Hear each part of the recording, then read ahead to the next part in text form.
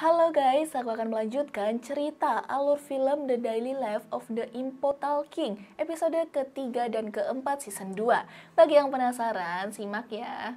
Scene dibuka dengan insiden kecelakaan pesawat yang ditumpangi oleh Sanren 10 tahun yang lalu, yang mana itu merupakan pembunuh nomor 1 di dunia yang kini telah menghilang. Guaho menjelaskan ada rumor yang beredar jika ada seseorang yang pernah bertemu dengan Sanren di dekat sekolah mereka. Guru Pan masuk kelas dan memberitahu jika saat ini ada murid baru.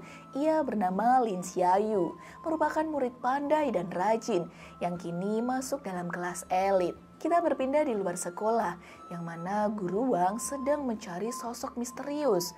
Guru Wang terkejut, ia pikir itu merupakan Yinglu, namun ternyata salah. Seketika ledakan besar pun terjadi.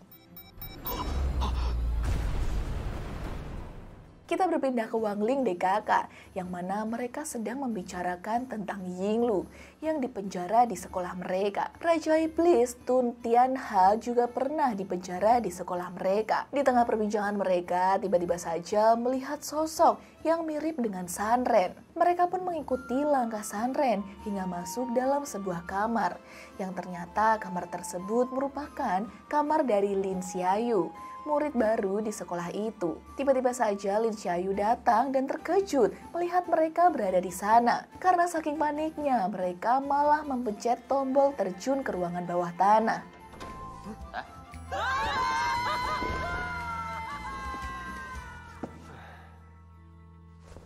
Scene berpindah ke Sanren. Wanita yang mirip dengan Yinglu tersebut merupakan kakak dari Yinglu yang bernama Sanren. Sanrenlah yang telah menghilang selama 10 tahun yang lalu akibat dari kecelakaan pesawat.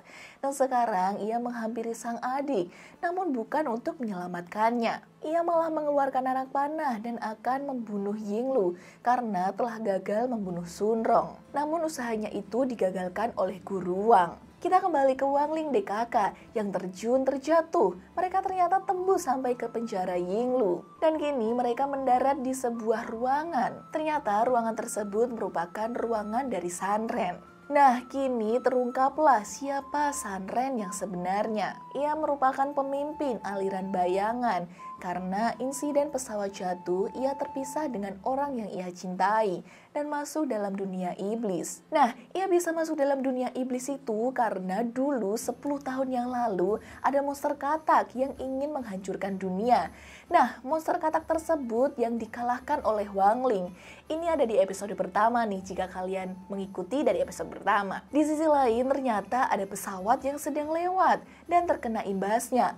Untung saja Wangling melihat ada pesawat yang akan jatuh dan ia segera menolong pesawat tersebut.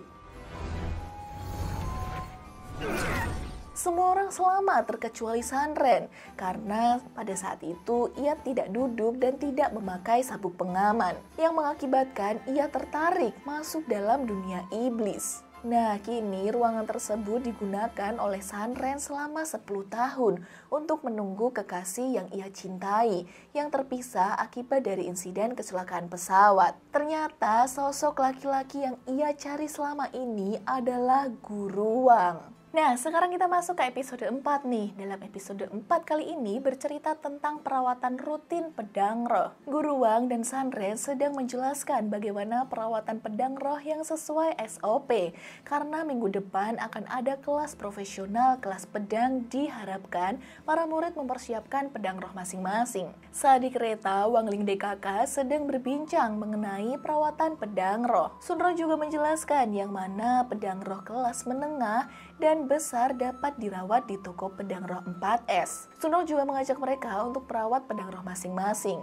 Sunrong pun menanyakan pedang roh milik Wangling, yang ternyata pedang roh milik Wangling sedang dalam perawatan juga. Kini mereka telah sampai di toko pedang roh 4S. Saat mereka akan masuk, mereka terkejut karena disambut oleh Lin Xiaoyu.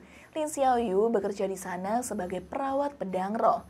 Ternyata ia bekerja sebagai perawat pedang roh karena berharap bisa bertemu dengan sang kakak yang telah lama menghilang. Di tengah perbincangan mereka, muncul Presiden Tang DKK yang ingin terlebih dulu pedang rohnya dirawat. Namun Sun Rong sudah memesan tempat tersebut dan mengeluarkan kartu VIP-nya. Mereka pun adu cekcok karena tidak ada yang mau mengalah, yang mengakibatkan Lin Xiaoyu harus bekerja lembur untuk merawat pedang roh milik Presiden Tang.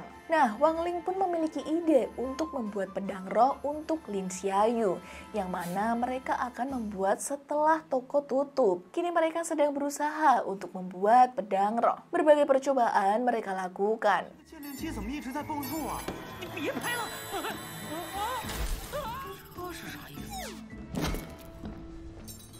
Pagi menjelang, kini Lin Xiaoyu akan mulai bekerja kembali dan terkejut melihat ada mereka yang memberikan pedang roh untuknya.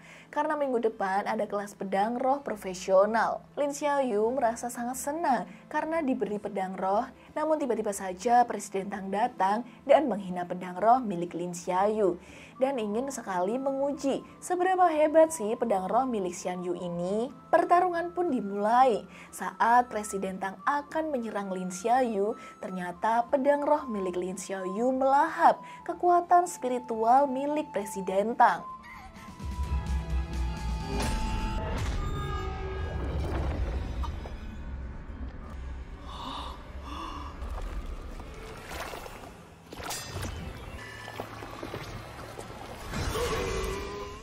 Dan Lin Xiaoyu memenangkan pertarungan tersebut. Di sisi lain, pedang roh milik Wang Ling kembali dan kini sudah terawat dengan baik. Tunggu kelanjutan cerita dari The Daily Life of the Immortal King episode ke-5 dan ke-6 hanya di channel Devina Story. Xie xie.